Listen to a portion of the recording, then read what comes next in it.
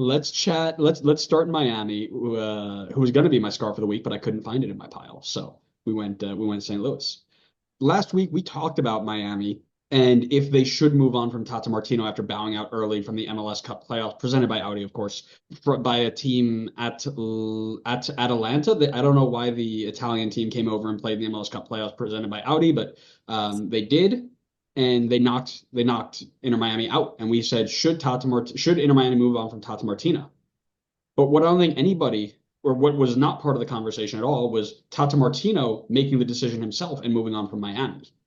He's left for personal reasons, and while we wish him luck in whatever he has to deal with before, going back to Argentina, Miami has a manager hole to fill and needs to fill it quickly as they have to deal with Champions League and Club World Cup and all these other things. They got to get it filled quickly.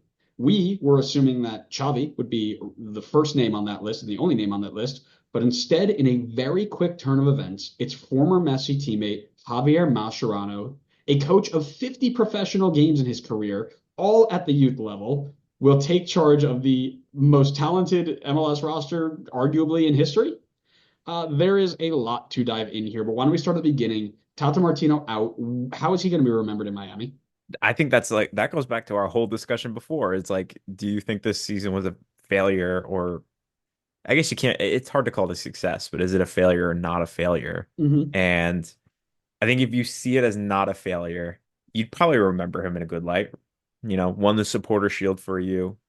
Also won you Leagues Cup. That was super memorable. Like we can't forget about that. I know that was last season and things Mm-hmm. didn't pan out so great last season, but that will probably be one of, if not the most memorable Leagues Cup run in the Cup's history for however long it ends up staying alive. But I would think if I was a Miami fan, like I'll try my best to put myself in their shoes.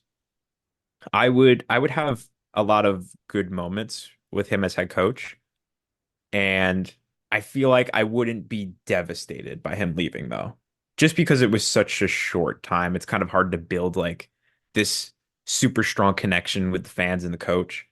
But I mean, I'm sure there's going to be times where you miss him, and what he was able to bring to the table. Say what you want about him in the international stage. He's a darn good MLS manager. His track record has shown so. Very successful here. I know he's had good teams to work with, but I mean, some other coaches in this league also have good teams to work with and still don't get results. So I think it was a good tenure with the team, but not long enough that fans are going to be devastated by him leaving. Interesting. I think it's a mixed bag, right? We had a few comments on our video when we posted this, if his time was done, saying that he should be gone. Losing to Atlanta like that was their last straw. They didn't like his tactics, his decision making in key moments. They thought it was all not good enough. He should have gone. Some feel that he relied heavily on the skill players to carry him, right? Win games MLS 4.0 style, and I wouldn't disagree with that, right? When they couldn't score, you could see their defensive incapabilities. Every team that they lost to, for the most part, dropped more than three or more goals on them, right? I mean, even Red Bull dropped four on them at one point, and this is Red Bull. Like, we're terrible. I mean, not terrible. We're conference finalists, but whatever.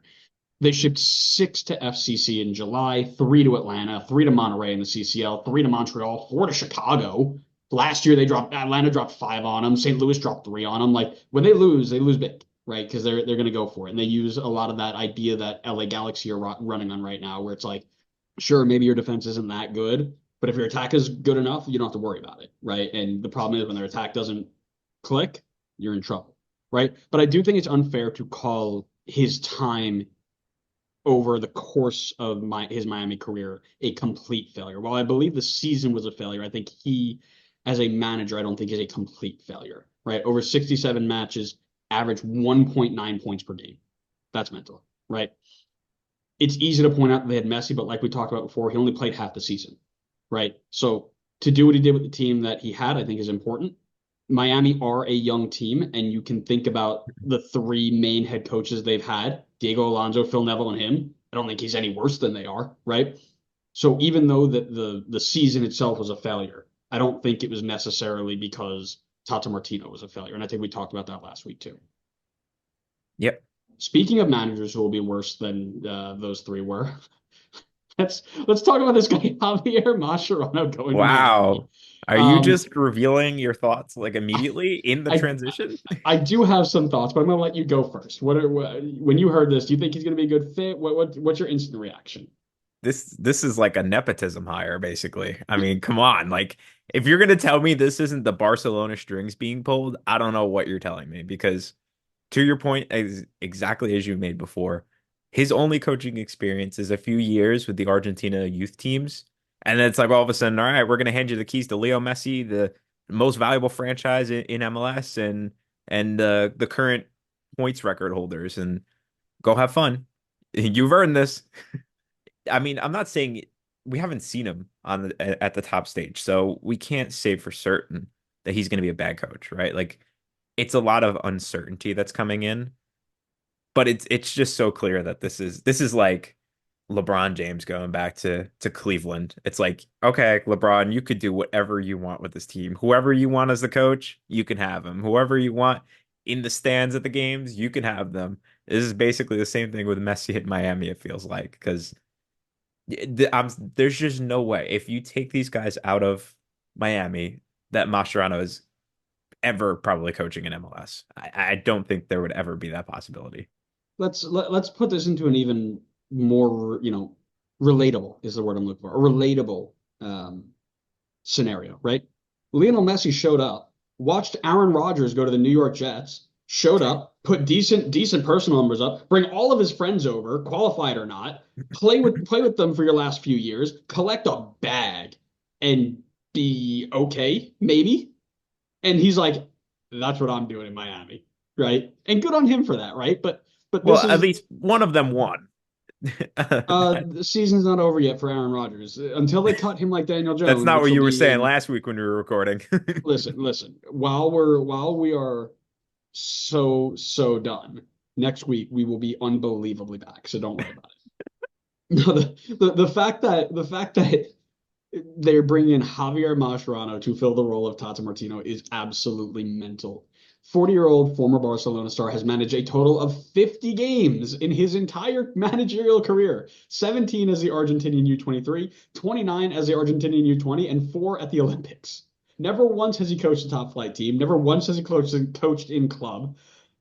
And now with one of the most talented rosters in MLS, he's just being, as you mentioned, handed the keys and just being told, go have fun. What am Miami doing? And I honestly, mean, it's not do you really need like a tactical mastermind to coach this team? I mean, just throw out clearly they Messi, Suarez, and whoever whenever they're healthy, and then just be like, all right, go do whatever you want. and how that worked for them in the last 2 games. Oh, What do that's you right. want me It to say? didn't. It They didn't, set the right? And it points could. record. Oh It my clearly God. worked in the long haul. We don't care about the points record. This is MLS. We care about the big cup at the end, which is why everybody knows Red Bull are the best team in the league. But it's actually not even that shocking, right? Diego Alonso sacked after 1 year so Beckham could bring his buddy Phil Neville over and he could get his feet wet coaching in the men's game, right? Tata was brought in for Messi, and now Messi has controlled it again. He's bringing in what I consider an extremely unqualified coach for his friends, or who are his friends, to be the head coach. So I then ask you the question: is this a bad look for the league, where it's quite clear that people are coming in either well past their abilities or well out of their depth and just taking over one of the most talented groups of players in the entire league. No, no. I don't think it's bad for the league. I don't think it's bad for the league at all. I mean, I think you bring in a guy like Messi into the league and you do whatever he wants and you keep him around. He is your cash cow. He is your guy that's going to get eyes on this league, and he's been doing that. If he wants to have Mascherano in as coach, let him have it. Honestly, the more we're talking about it, the more I'm kind of coming around to it. Of And course just you to, are. just on the fact that like it's just something different. It's like why not? Like if these guys are healthy at Miami, they're going to be fine. It doesn't matter what Mascherano's tactics are. Uh, they will at least be a playoff team if they're healthy enough. So yeah, I mean, go for it. And I'd like to see some like new tactical ideas in this league. I think Dean Smith was a good like example of this. Bring him over, bring something new. It revitalized Charlotte. This is the best Charlotte's ever looked in their entire history. So I agree with you that it's clearly a nepotism hire. It's clearly someone who's inexperienced at the top level. He's got, I mean, it looks like he's got decent results from his time as a youth manager. I'm not like I'm not completely against it. Like, let it happen. If Mastrana pans out, then that's great. I mean, that's only good for the league. I mean, odds are he's probably dipping once Messi dips. The whole Barca gang, I'm sure, is, but I'm not like it's not the end of the world. Like it's clear it's a nepotism hire, but whatever. Who cares? Um, I kind of care. Yeah, Actually, I don't because because you're an I MLS don't. snob. I don't. I kind of do hope that he comes in and he flops so that Messi and Miami we don't have to hear about them all the time and we can just kind of let that ride out. But I do think it can carry a bad look for the league, right? For years we've been hearing about how bringing all these players are great, but we need top managers to come in and bring our teams to the top of whatever it is we want to do, right? Whether it be Champions League, whether it be Club World Cup, if we go to Libertadores, like we need top managers who can be able to handle that, right? Now we're just bringing anybody in with a pro license and a personal connection to your star. Like, what if I go in and shake Messi's hand and then go get my UEFA Pro and it's like, oh man, can I manage Miami now? Like, of But course like not. so, but a ton of teams do this. They bring in like former players all the time as their coach. So you got Lampard, Arteta, Yeah, but at least um, they have a bit of Pep. experience to them, right? Arteta spent how many years under Pep? Lampard spent how many years under other Hold teams? on. Well, just because he was the assistant manager, like we're talking about Mascherano not being having any top flight experience. It's the same thing for Arteta. This tells me how little you know about this game, which is okay. That's what I'm here to do. I'm here to teach you. The amount of experience, and we're going to get to this with other coaches, by the way. The amount of experience you gain as a proper assistant at the top flight to learn how to best manage their teams, right? There's a reason that when they do coaching trees, it's always assistants going on to do great things, right? Nobody goes, oh, look at this guy who played for 15 years in Barcelona that managed, a bunch of youth teams, and now look at that, right? That's not a tree. And that's the problem. Like, I don't care that he has a connection to Messi, right? If you called Xavi in and said, "Oh, Messi brought Xavi over because he played with him and all that," no problems, right? Good experience, has done it before, has been through the gambit, right? Javier Mascherano is literally like you were just being like, "Yo, Javi, I miss you, buddy. Want to come hang out with me for a little bit and go just play soccer for a little bit? I want to hang out with you some more, right?" But that's that's Um, that's what Barca said when they brought in Xavi in the first place. You know what his experience consisted of before he jumped over there? He had 2 years coaching in the Qatari league. That's it. mhm. And So then he so got the and Barcelona job. and this is my point where first of all Barcelona Mickey Mouse Club like don't even want to consider them as a legitimate option comparative to the MLS. Okay, let's step on the brakes a little bit. Okay, this to me is not a starting job.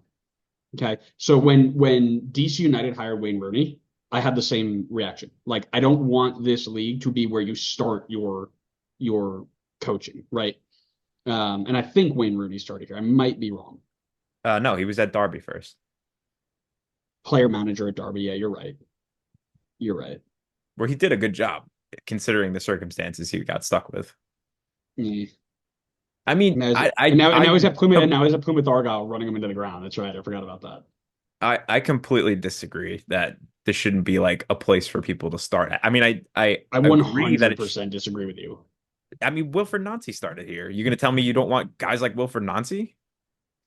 He started as a youth coach in the Montreal Impact Academy. Again, I don't mind if it's you're working your way up. Again, you're working your way up to it. This is Javier Mascherano who just got a call and again, completely different circumstances when you're playing in the international game versus the club game, right? If he was a youth coach through the club system, right? If he went over to Barcelona's youth academy and worked his way up through there and then was like, "Oh, I'm going to jump over and take this job." Completely different than taking the Argentinian, U23s once every couple of months and training him for 2 weeks and letting him go. Right? That's my difference. Is I don't mind that he's a youth coach per se. My issue is that he is not been here, and again, it's also not like it's a how do I put this gently? It's not San Jose, right? This isn't a team where it's like, oh man, we need to start from the ground up and we can roll the dice, right? Like I don't know. I feel, and also he was an assistant in Montreal. Wilfred Nancy was. Yeah. So at the first team, right? So again, working your way up through the levels. Here, he just jumped on, worked for a couple of years at the youth levels of the national team, and he goes. I don't like I it. I'd actually say that this not being San Jose is more of a benefit because you don't need to be a tactical genius to figure out put Messi in the starting 11 and you're going to get good results. That's all you need to do. And then you Yeah, could because kind of you need to like be a tactical genius to know. Yeah, let me play Jackson Ewell as a center back. Duh. Of Oh, course you do I do. need do I need to call There's Giassi only Zardes to one go man. score There is only 15 goals one this man year? who could have thought of that idea. There's a reason that it never happened before that man cooked. And Miami should have called him first. They Miami should should have have, called but him they didn't. first. Where is he now? Do you know? Do you know what he's up Argent to? Argentina or Got to be in Argentina. he's in Argentina or he's in Mexico, if I remember. Oh no, he's in Greece. That's right. He's the AEK Athens guy. Is He's he trying to really? yeah, he tried to pull over. I think he successfully pulled over Rodolfo Pizarro from Oh, Miami. did he? I believe so. It looks like he's actually doing a pretty good job. He's got 2.07 points per game there. It's Greece. They have two teams. It's like saying, wow, this guy. It's like, wow, Steven Gerrard was so good at Celtic. Like, yeah, that's right, because he played Rangers once, and then or was he at No, he was It at was the Rangers. opposite. He Yeah, was yeah, he was Rangers, at yeah. Rangers. He played Celtic and then a bunch of pub teams. Like, let's calm down here for a second. Yeah, I think he took a couple of MLS guys, if I remember correctly. Oh my God, he has Anthony Martial. I didn't know that. Bro, this is a fever dream. Eric Lamella, Anthony Martial, Norden Amrabat, Roberto Pereira. This That's like team. it's always like a walk down memory lane every time you like take a look at some of these Oh, this is teams or where like the Alexander Turkish Cayens teams. is. Yeah, Alexander Cayens is here. Yeah, Oh, there you go. There's an MLS guy. yeah. I knew. 'Cause I think they had, if I remember correctly, and this is completely off the beaten path. I might just cut this whole thing. Yeah, we could probably Um, cut this whole thing. if I remember last year, yeah, Rodolfo Pizarro was there last year, and then he went back to where's he now? Oh, he's at Mazatlan. Yeah, oh, he's at Mazatlan. Damn, Yeah, the fall off. yeah, poverty.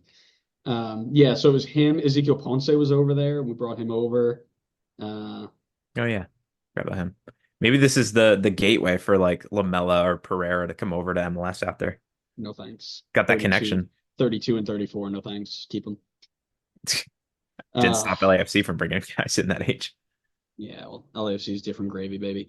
Anyways, getting back on track here, right? Like, I do think it can carry a negative. And again, I'm not saying I want him to, well, I'm not saying I want him to be like massively successful, but I'm not like hoping for his demise here, right? Outside of me just wanting Red Bull to be better than that. But, I don't think this should be a first step into the club game sort of place. I didn't like when they did it to Phil Neville either. Like, it feels like it shouldn't be that way. But that being said, Mascherano is going to come in. He's probably going to reset the point record, win the Club World Cup, win the Champions League, and then bow out in the first round of the MLS Cup to Red Bull because that's how we do things here. No, that sounds about right. No, Uh, I think it's better for the league if he does well. So, I mean, I'm rooting for him to do well. I mean, not well enough that it like beats Atlanta, but right. But I think it's better for the league that he succeeds than he fails. So I think it would be it'd be better sentiment for coaches wanting to come here and have some success. I would, and we won't do it now, but I really love to see the kind of last, let's say, 5, 7 years and the coaches and where they got their start and see if that's actually a trend or if I'm just kind of overreacting to, the first inference of what I'm seeing. Because I don't really do that often, but I am known to do that every once in a while. So, um, I'd like to see that. A stats episode, new series idea, add it to the list. Spin-off. We should also do a spin-off called Bulls on Parade, where we just sit and watch the entire Red Bull game back and comment on all the great things that they do.